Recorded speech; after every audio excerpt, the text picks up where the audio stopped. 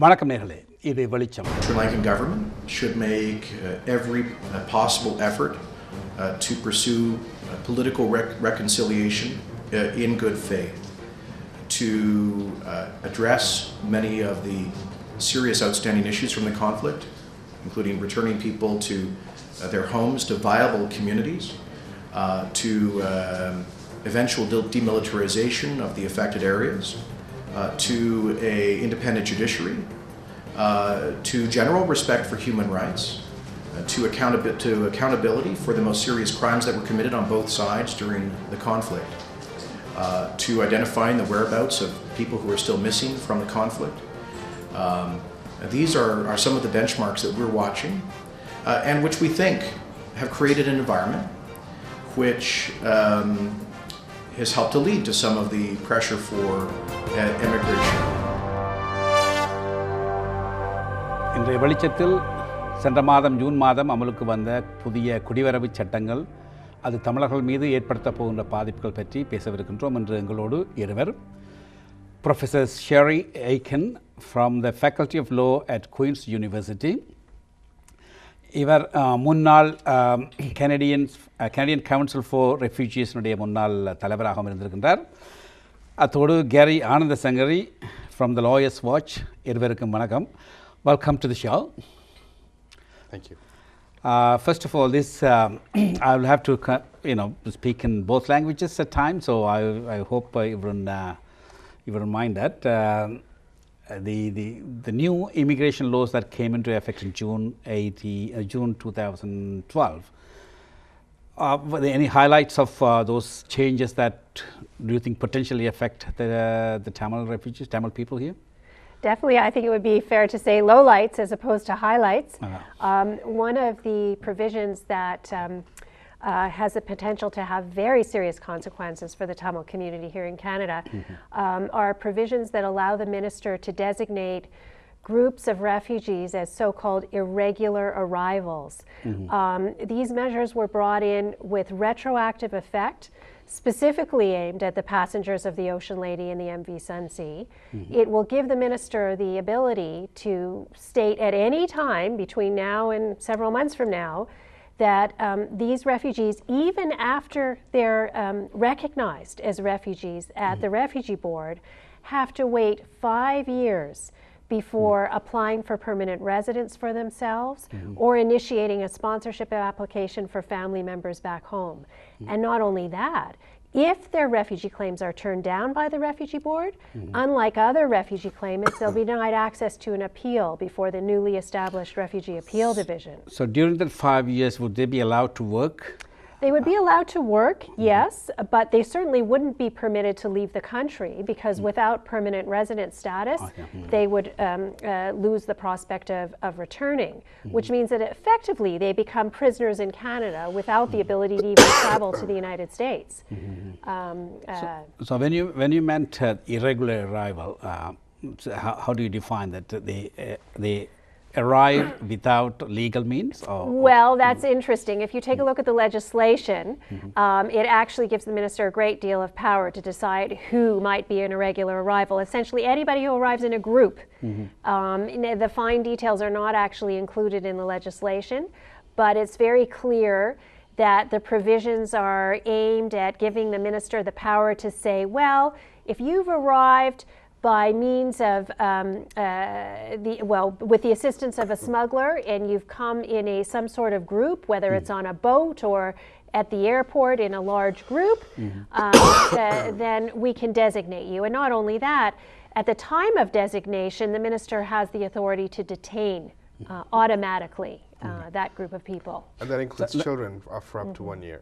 Okay, so the flip side of that. So what is the regular arrival? How can they arrive regularly? That's so much that they can right away designate as a conventional refugee. The reality is Tamils from Sri Lanka are unable to come here as accepted refugees. So there's no proper avenue for them to obtain refugee status from from Sri Lanka itself. So, in effect, anybody is fleeing, they need to come through some irregular means, which could be through the U.S. I know many people have obtained visas to the U.S. and they've crossed the border, and even that itself could be defined as an irregular arrival. So it's very broad, as Sherry said. It's extremely broad, and it gives the minister a great deal of power to designate without really any underpinning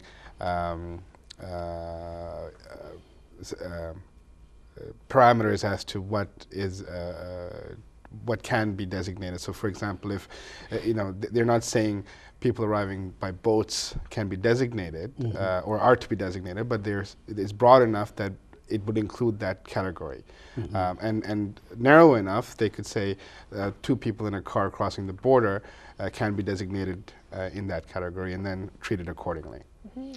So during the 5 years of wait, will they be monitored or will they be followed? Will they get health benefits and all that kind of things? Well, the minister has the authority pursuant to these new amendments to impose reporting conditions and quite broad discretion to decide whether to require someone to report every week to an office in Mississauga, for example, or every month. It's totally left to the discretion of the minister and his or her delegate in that regard.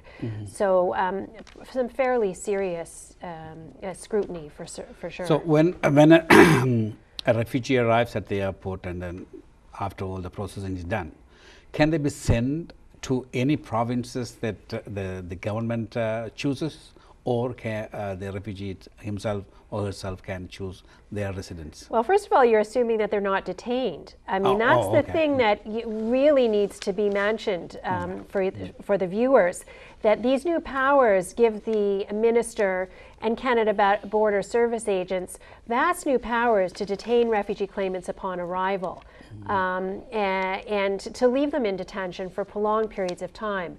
Historically, Canada actually detained refugee claimants at fairly low levels, certainly much lower levels than counterparts in the United States, where it was much more common to see refugees locked up until after their hearing. Here in Canada, that was not often the case.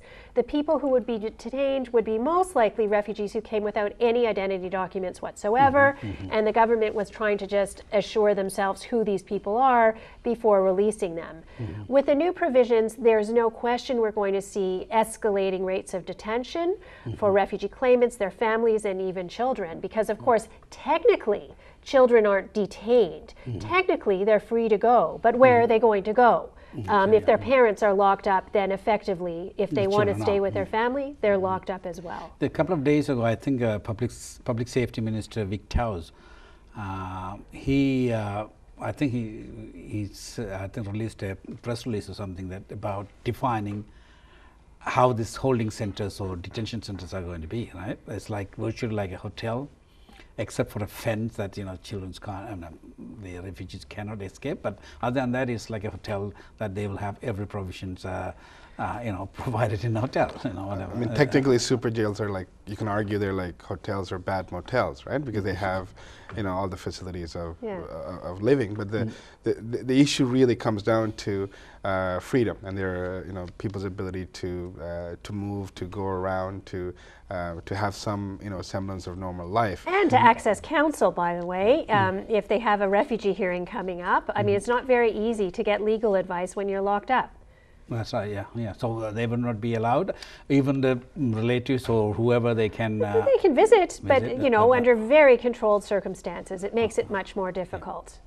So any other potential effects that from these new laws that are enacted affecting refugees?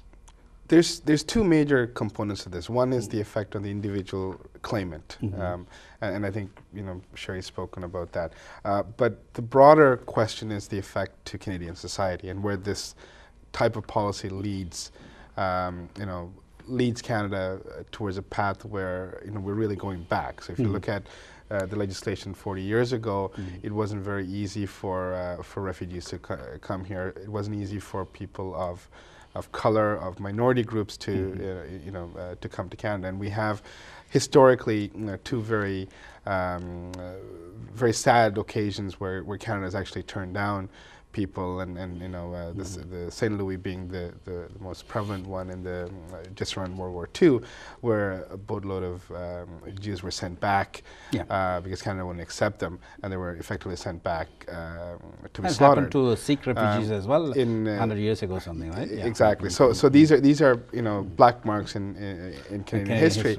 And one of the things that this does is it really, I think, changes the compassionate nature of the country. Like, we are known internationally as a country that's open and free and welcoming of people of all backgrounds. And we all remember when Brian Mulrooney, his famous words in 1986 when he said, I won't allow people who are at our shores to be turned away when they're here in a desperate situation. And I think we're in an era right now where I think that is going to be the norm, and we're looking at people coming in as suspects, as people who are terrorists, are in a criminalized viewpoint, and I think that really doesn't bode well for people to establish themselves and to become actual Canadian citizens. And if you look at the history of our community and many others, it is that of people coming here, settling, bringing their families over, and making this their home. And all of those provisions in the last 3 years effectively curtail any semblance of people being able to call this a permanent home. There was an article in Canadian Immigrant. There has never been, or there has not been, serious measures taken since 1867. Would you compare these changes happen now? Has never comparison until going back to that time, or is this over harshly criticized? Well, certainly from my own perspective with respect to immigration and refugee policy, I wouldn't describe what's going on right now so much as a fundamental shift, so much as characterizing it as part of what has been a systematic ebb and flow in Canadian policies and laws with respect to immigration. I mean, right from Confederation, you can see there are periods of openness where large numbers of newcomers are admitted into the country, followed by periods of retrenchment. Openness again, and then further retrenchment. It's almost as though there's been this continuous push and pull throughout Canada's certainly recent history with respect to its capacity to embrace newcomers at our doors and at our shores. We're right now, no doubt, in a very bleak period in terms of our receptiveness to newcomers. It's at a very low point. But I don't think it's unusual. I mean, you can go back to the 1990s and you can see there as well policy shifts that were very anti-refugee and anti-immigrant. And then some opening and then some pulling back. So it's not that unusual. And it's not to say that, the Harper administration is the first administration to be anti-refugee or anti-immigrant, because by no means is that the case. Yeah, it's, I think, but the figures, Statistics Canada's figures shows that at least 350,000 immigrants needed to be a par in order to balance the low birth rate, death rate, and the immigration rate and all that. So they have the government could be watching and monitoring, and if the immigrant low level of immigrant, then they will open up. Is that the case? But it's all about who gets in, right? So certainly this government has been very receptive to increasing the numbers of annual immigrants, immigrants that are admitted into Canada every year, and also, by the way, substantially increasing the number of temporary foreign workers admitted. Which is another conversation. But it's about controlling the numbers, controlling the demographics. That's something that this government is very keen on. So while there's a recognition that immigration is critical to Canada's growth and prosperity, it's all about controlling who gets in. Who gets in. So, Gary, do you think there is an ethnic balancing or something, the demographics, the landscape of the country should be reversed? Because during since 1990s, most of the immigrants got in from Asian countries or with color immigration or something? I think, of course, the cynic in me would say that there may be some, underlying ideology that says that Canada needs to be more balanced in terms of who it lets in. If we look at what the government's done recently, for example, it's recruiting directly from places like Ireland. So a lot of the temporary workers are coming. They're coming from Ireland. They're coming on a 1-year work visa, and some of them are going back. Some of them are able to extend it with obvious preference to people from certain parts of the world. I think that by default really changes some changes to demographics in the long term. What's more concerning, I think, is if you look at sponsorship of family. So if you look at Canada as a place where people from different parts of the world come here, they bring their parents over, they start their families and they grow. That may not be the case in the future. So it's a deterrent. So if people want to come here as refugees or as immigrants, it's a deterrence because it's not a place where they can have a permanent settlement. Whereas many of us were beneficiaries of that. So we were able to bring the families, or families brought us here, and the families sprung, and all of a sudden a community that had 3,000 people in 1983 now has 300,000 people, and that's a result of direct result of the immigration policies. And I think the changes to that will definitely mean a curtailing of this growth sprout and really deterrence for many people to come and call this their home. Sherry, you mentioned that this is not a new measure taken drastically within a short period of time. It's been in the works for a longer time, right? And what necessitated the changes now? Well, I'm not so sure that necessity is the correct descriptor. If you're asking why has the government implemented these changes, I might have an answer, but I certainly wouldn't agree that they're necessary. Indeed, I've argued in the past on many occasions that none of these changes were needed in order to even get better control of the immigration program. To the extent that there's a need for greater control, it should happen at an operational level, not at the level of new laws or policies. If the government was concerned, for example, that enforcement wasn't being implemented effectively, that people who lost their refugee claims were hanging around too long and deportations weren't happening, then you have to allocate resources to ensure that that happens effectively. It's not about making tougher laws, it's about implementing the laws that you do have on the books appropriately.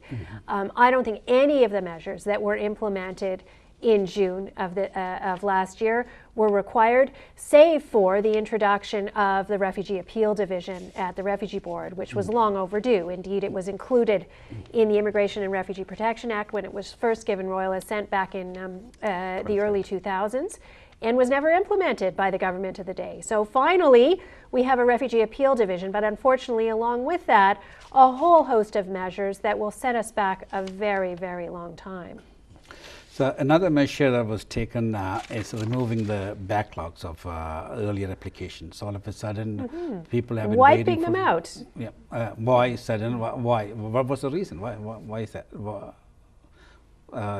Why suddenly? Right. All the applicants have been negated and then sent back with refunds of their application fees, and then you have to reapply. The people have been waiting for 7-8 years.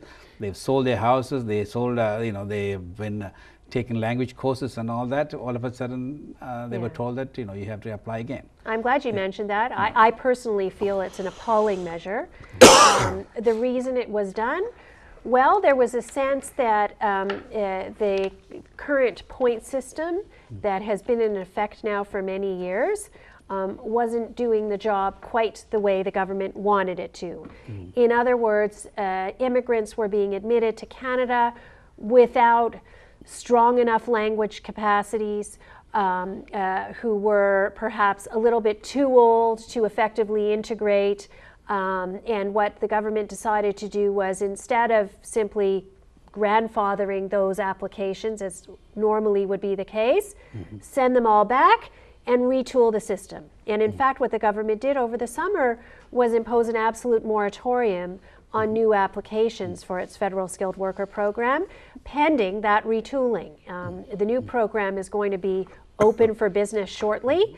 And what we'll see being imposed are much tougher language requirements and a much more careful vetting of the so-called would-be immigrant in ways that I'm not so sure were merited. But regardless of whether we think these changes are good or not, the notion that it's okay to let somebody's application languish in a queue for some 7 or 8 years and simply send their money back is very problematic. I can't think of any other government service where you would, apply and pay your money and have that money sit with a government office and then all of a sudden receive it back in the mail with, sorry, we've changed your mind, we're changing the rules of the game.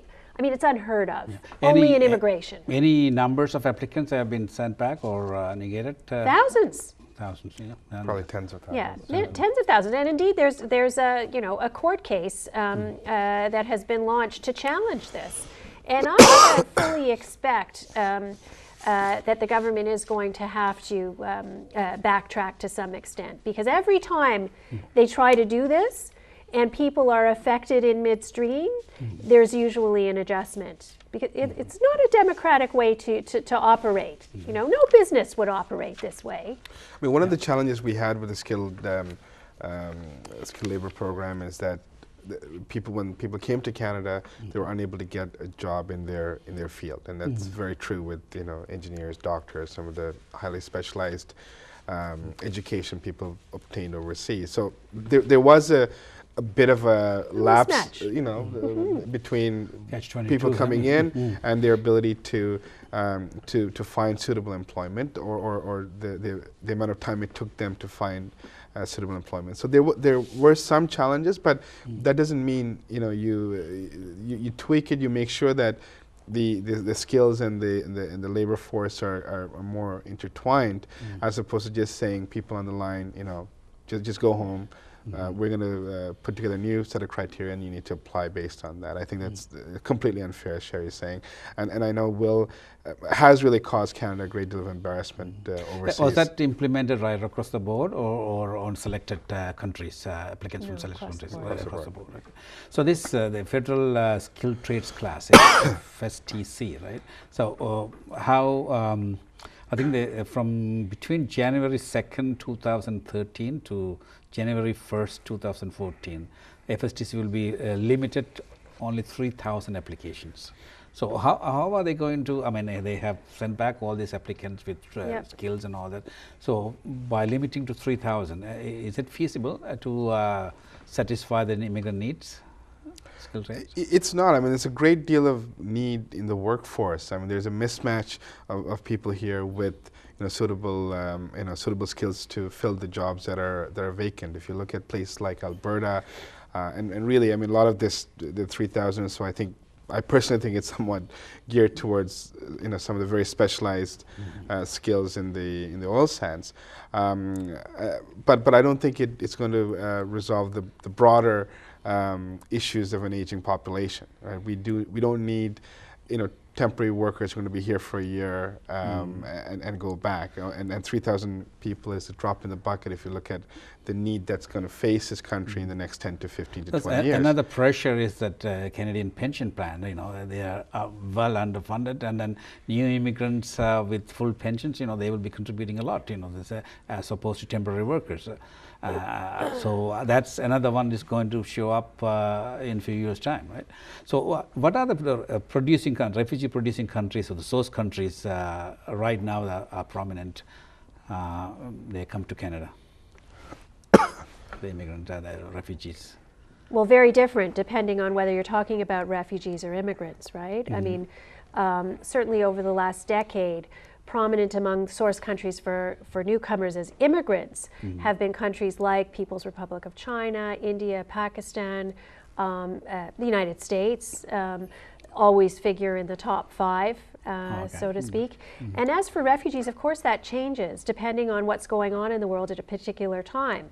Sri Lanka has been in the top 10 for many years, dropping down for some period of time over the last while, but certainly has been a significant source country for refugees to Canada.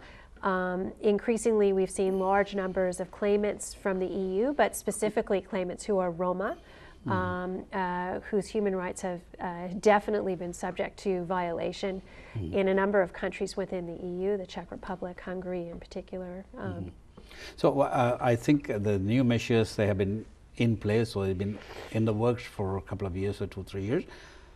They have certainly discouraged refugees from many countries, right? Like Sri Lanka, for instance, they dropped, and then China and India as well, immigrants from there. They have been, I think, since 2011, a significant drop from immigrants coming from these countries, right? So wouldn't Canadian government take that as an example? Actually, these are the measures that we should implement. We have to limit immigration. The measures they are taking is working, right? So wouldn't they be encouraged on that? Unless otherwise there are some pressures coming from refugee councils and all that. They will be continuing in their quest for newer laws, right?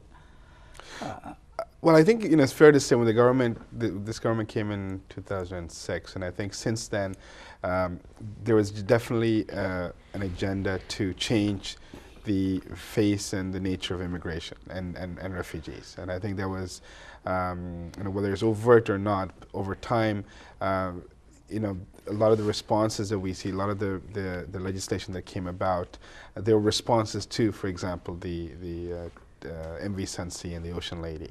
And it really, there were vehicles for the government to put in place quite draconian measures that not only decreases the level of immigration or refugees from Sri Lanka, a place like Sri Lanka, it also reduces the number of accepted refugees from Sri Lanka. So if you look at our numbers in the early 2000s, right up to 2008, the number of accepted refugees from Sri Lanka were in the high 90 percentile range, and now the recent numbers were in the 70s, and I suspect if the 2012 numbers come out, they'll be very, very, very low, which means... But still high. It's important to emphasize, and the reason I do that is because it demonstrates that there's obviously still refugees from Sri Lanka. I mean, there are some countries that have recognition rates of 2%, and we're talking about a country that continues to be a significant producer of genuine refugees, albeit the numbers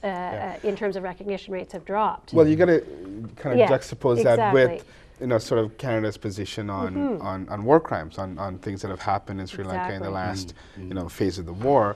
And if you look at a lot of the claimants, and if you can go through the federal court cases, and a lot of them have survived that, and despite that, Canada is willing to send people back. So a lot of the things that the refugee lawyers are now saying is that more and more people are being sent back, and we see that from say 2 years ago to now. The top lawyers in the refugee field are very concerned about the repercussions of people going back. So, for example, people being sent back to torture, people's safety at risk, their family's safety, and all those things are now at play, more so than they were a number of years ago. And I think part of the equation here is not just the number of people that are coming in as refugees, is the number of people that are being accepted as refugees. You mentioned that Mr. Minister Kenny's visit to Sri Lanka. What do you make of it? What was the reason that is dashed to Sri Lanka now? I think it's very important that high-level delegations from countries like Canada do visit Sri Lanka, have open and wide access to individuals and people that can give them direct input. So from that point of view, I think we welcome some of the engagements that the minister has had with people like the Bishop of Manar and other civil society folks. And I think that's important. I think it's important to kind of develop and devise Canadian foreign policy based on first-hand accounts of what people have But that has experienced. anything to do with the immigration? Because if it was, it would have been appropriate for Minister Laird to go and check the situation for himself, the human rights situation and all that, but not for an immigration. Well, I mean, my point is that it's important to have high-level ministers, engage and make clear that, with the impending Commonwealth meeting to take place at the end of this year, I think it's important to have that kind of a dialogue and to send a clear and concise message as to where Canada will stand. Having said that, I think the minister also had some discussions vis-a-vis, immigration and refugee policy. I know there's been some concern in the past with respect to a place like Thailand, where there's a great deal of collaboration between, for example, the RCMP and it's been going on for a few years, and the local authorities. So the concern obviously is that what kind of information is being shared, what kind of information about refugees is being going back to the country. So, for example, in November of last year, one of the ministers, Mr. Samarsingha in Geneva, said, we welcome foreign governments to give us their list of refugee claimants from Sri Lanka so we can cross-check against people who are missing. So, we just want to make sure that that type of, protocol is not breached, so that people's rights as refugees are protected.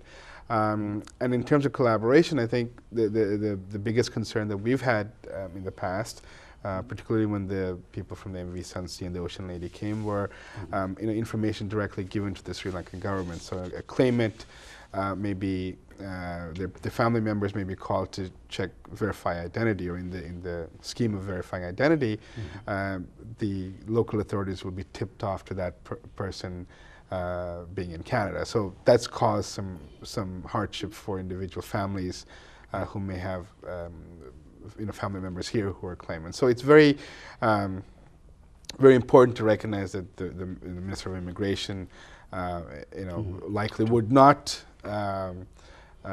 breach protocol and breach our obligations under the Refugee Convention but it has happened, and I think it's important for people to realize that. I mean, we do have documented instances, not widely public because the individuals are at risk, but documented incidents of Canadian authorities sharing information with Sri Lankan intelligence, and putting, in particular, returned refugees, in other words, people who failed their asylum claims here in Canada and have gone back to Sri Lanka, putting those individuals at serious risk in Sri Lanka. This is in the post-2009 scenario. Absolutely. We know there have been contacts between Canadian authorities and Sri Lankan intelligence officers. And it's those kind of contacts that I think we have to be very concerned about. Because it's one thing for there to be cooperation on a ministerial / policy level. It's an altogether different matter if there's cooperation around individual cases of refugees or refused refugee claimants. That is not appropriate. So this new immigration policies and the changes to immigration acts, they've been modeling after Australian and British systems of immigration. Ironically, laws, right? just as Australia decides that its detention policy has not been effective, Canada is modeling it. Exactly. So Australia and United Kingdom have been known for deportation of Tamils recently, even after all those horrible things have happened, and then they have witnessed all those, and still they are deporting people, Tamils. So Minister Kenny's visit now is to make a way for easier deportations, or like you said, is like a consultation with a parallel ministerial level or whatever to make it easier to deport people, or is it for human rights violations and monitoring all those situations? I don't know. It may be a very political, very tactical thing, but one thing that people assume is that ministers visit now and ministers' press releases after about human rights and all that, is it to catch votes from Tamil diaspora here, or some cynical moves behind it? You know, that is one outcome of his visit. You know, well, how do you see that?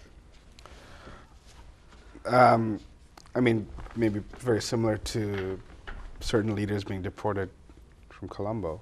I think the point that you're trying to make is that whether this is a cynical political move on the part of the minister to obtain votes, I think it's important to give some credit at this point for the high-level delegation to have visited Sri Lanka, whether whether there's issues with respect to sharing of information. I think that's something that we need to bring up, but as a whole, in terms of the message that's come out, in terms of the message that was sent to the government of Sri Lanka vis-a-vis the Commonwealth and Canada's position vis-a-vis the Commonwealth, I think they're important messages. And I think, the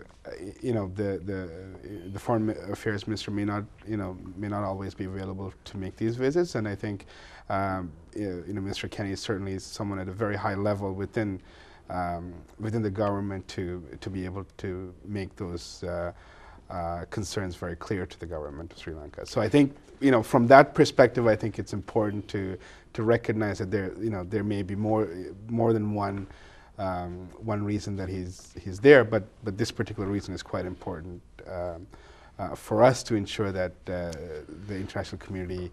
Because there were many tweets from Mr. Kenny while he was in Sri Lanka, right? One of them was, according to this news media, was that one of the Tamil media, he has endorsed Bill C-49.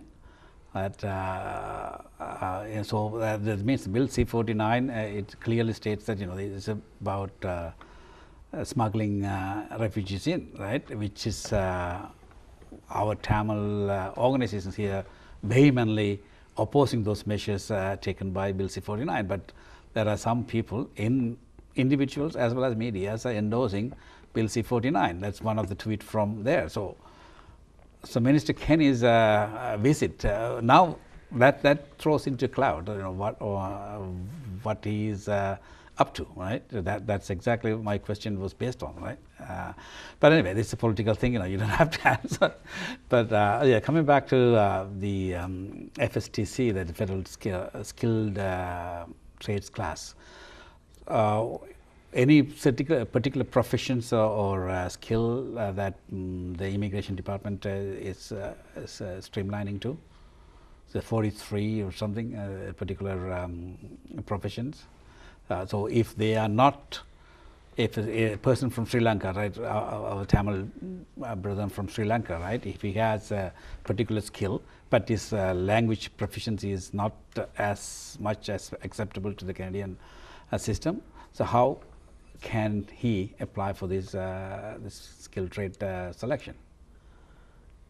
Is there any leeway for those people? I know this definitely it is giving preference to people from Anglosphere or French sphere, right? So those two languages, they are readily acceptable language proficiency, as well as the skills that are licensable almost upon arrival. But whereas people from Asian countries, especially from Sri Lanka, that's not the case. So how this is going to discriminate?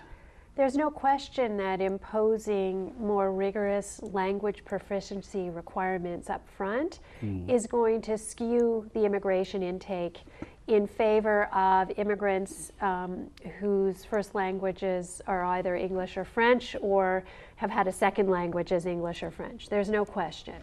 And we're going to see very changing demographics over the medium to long term as a result. I'll certainly say in support of the need for language proficiency is that there's lots of studies that demonstrate a very clear link between labor market integration and proficiency in English or French. So if we're looking for sort of immigrants who can quote unquote hit the ground running and immediately become employable, then I think it is fair to say that yes, being proficient in English or French in Canada is a critical requirement.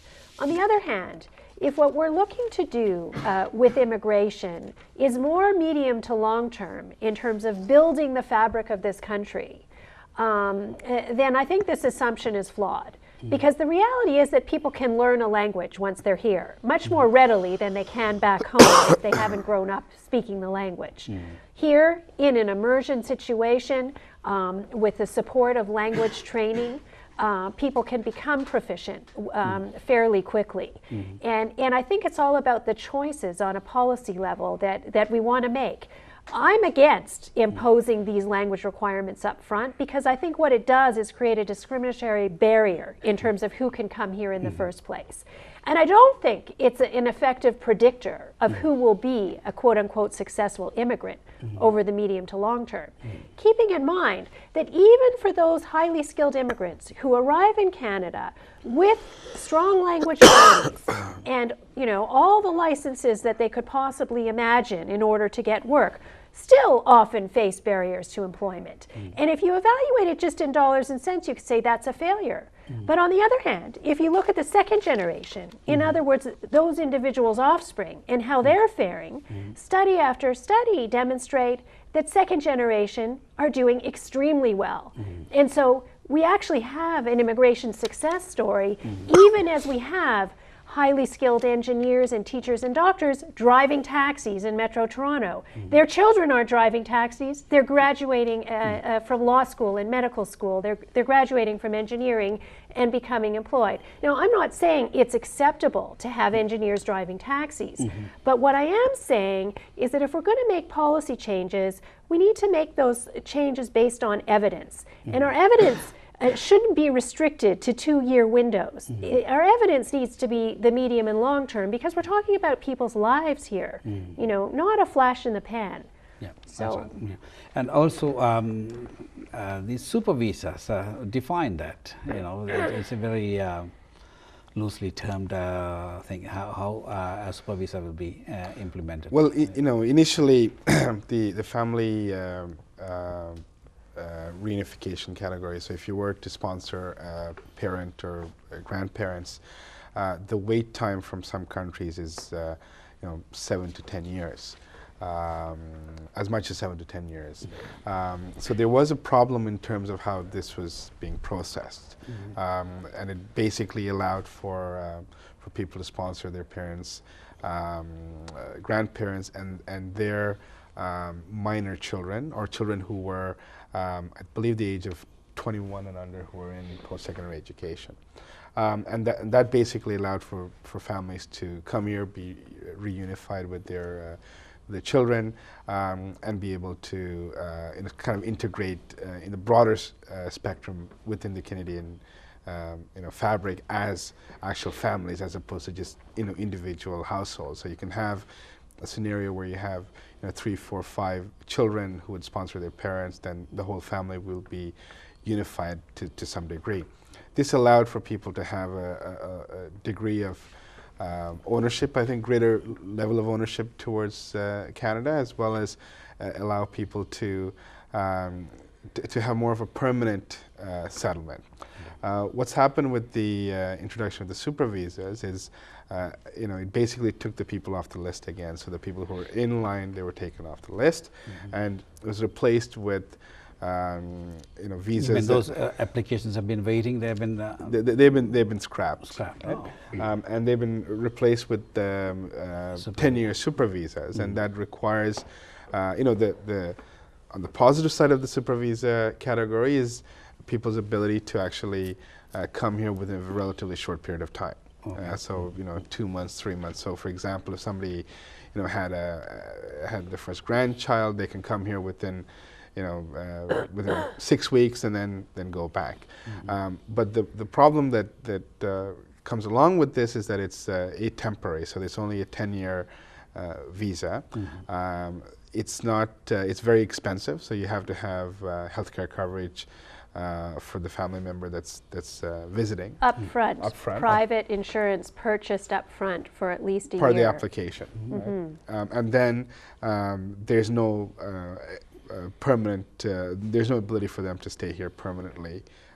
They would have to do another application, and again, that's quite quite an arduous process. So what we've replaced the system is with a very short-term, in and out type of scenario. It may work for people who are living in the U.S. Or in Europe, but it may not work for people who live half a world away, and all of their children are no longer living in that country. So I think it's fair to say that this will have a dramatic impact on new families that are coming to Canada and their ability to have a more of a permanent, longer-term settlement. Yeah.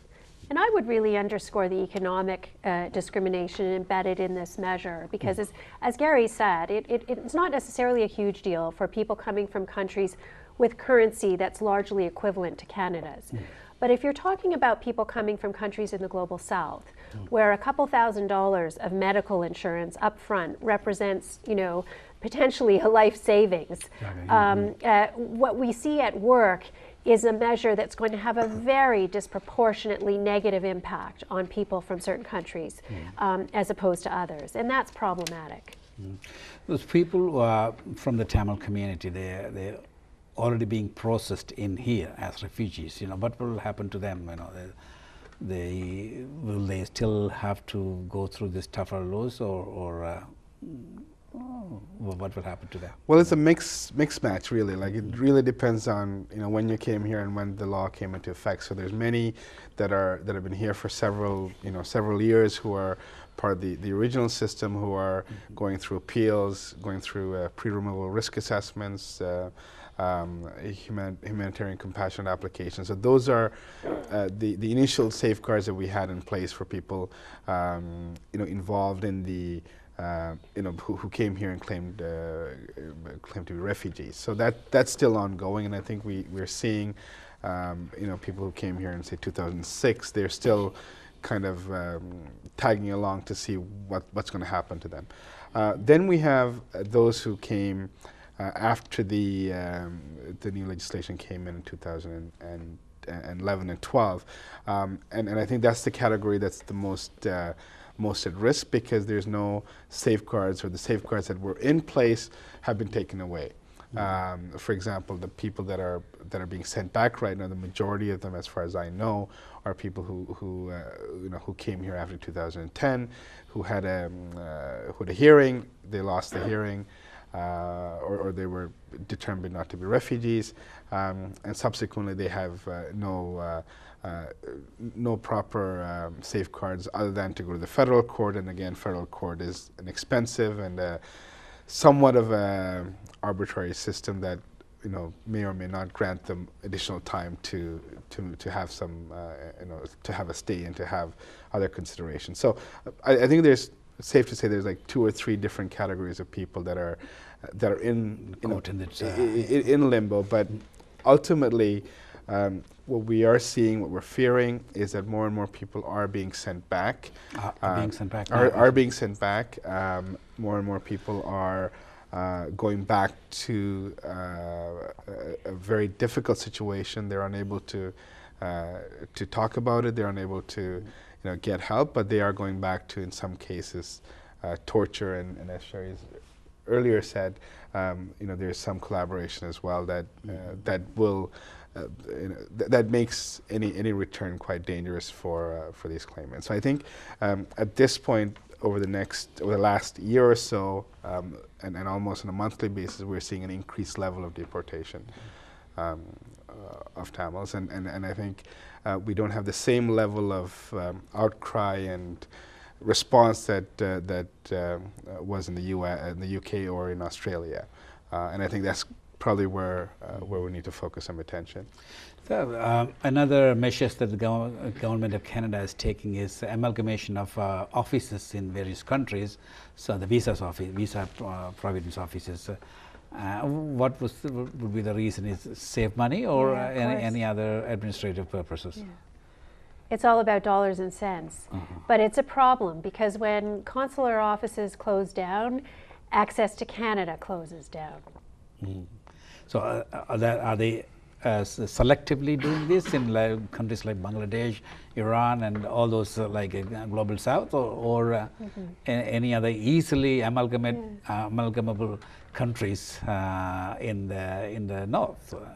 They're selectively doing it in the south only, right? So that shows that is a shift towards a more colonial past of Canada from the Harper government. Or is there any like we said earlier, right? There's definitely since Pierre Trudeau's coming and the changes of the immigration policies, and it's been largely seen as a reversal of those happening now. Would you agree to that? I think we're in a period of retrenchment, there's no question. But I can certainly look at some policy shifts that were made under former Prime Minister Martin, for example, in the area of refugee policy in particular, that were equally disturbing. Oh, okay. So liberals are not. No. Yeah. I don't think, frankly, any party in power has been immune from criticism when it comes to immigration and refugee policy. These issues tend to be hot-button political issues, and unfortunately ones that become manipulated in the public domain quite frequently to the detriment of immigrants and refugees themselves. Quickly, in Tamil, right? If you were to say, summarize all these changes of new policies in Tamil to our Tamil viewers. பல விதமான மாற்றங்கள் வந்திருக்கு. இப்போ ஒரு கடைசி 3 வருடங்களாக immigration and refugee பாலிசியில். Refugee பாலிசியை முதல்ல எடுத்து பார்த்தோம் என்றால் போன ஜூன் மாதம் வந்த லெஜிஸ்லேஷனின் படி ஒரு குரூப் ஆஃப் ரெஃப்யூஜிஸை வந்து அவர்கள் டெசிக்னேட் பண்ணலாம்.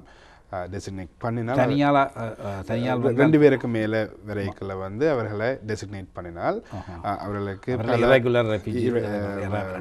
அரைவல் அண்டு வந்த பிறகு அவர்களுக்கு பலவிதமான அடிப்பட்ட சட்ட உரிமைகளை வந்து அவர்கள் இலக்குவினம். முதலாவது வந்து அவர்கள் 1 வருடம் உள்ளுக்கு சிறையில் இருக்க வேணும். மற்றது வந்து அவர்கள் ஃபேமிலி முதலாவது அவர்கள் அக்செப்ட் பண்ணி 5 வருடம் சென்ற பிறகு தான் அவர்களுக்கு பெர்மனன்ட் ரெசிடென்சி கிடைக்கும். பட் அதுக்கு பிறகு தான் அவர்கள் ஸ்பான்சர் பண்ணலாம். மற்றது அந்த நேரத்திலேயும் அவர்கள் ஒரு ரெஃப்யூஜியாக இருக்க வேணும். அதாவது அந்த நிலையில் அவருக்கு நாட்டில் வந்து நிலைமை மாறினால் அவர்கள் திருப்பி அங்கே அனுப்பக்கூடிய சந்தர்ப்பங்கள் அவர்களுக்கு இருக்குது. அதுக்கு மேலால்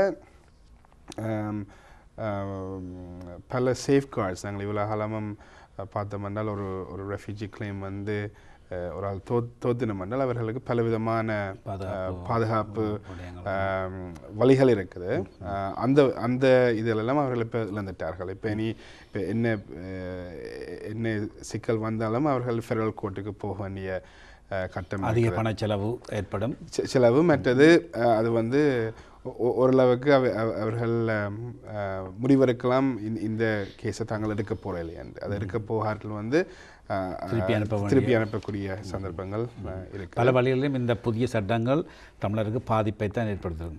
இன்னொரு கேள்வி சில பார்வையாளர்கள் கேட்கக்கூடிய கேள்வி, அதாவது இங்குள்ள ஒரு இளைஞர் அங்கு திருமணம் செய்வதற்காக ஒரு பெண்ணை நிச்சயித்திருந்தால் அவருக்கு இந்த புதிய சட்டம் எப்படியான பாதிப்பை உருவாக்கும்? அவர் ஆணோ பெண்ணோ இலங்கையிலிருந்து ஒரு தன்னுடைய வாழ்க்கை துணையை எடுப்பதாக இருந்தால் எப்படியான ஒரு பாதிப்பாக இருக்கும்?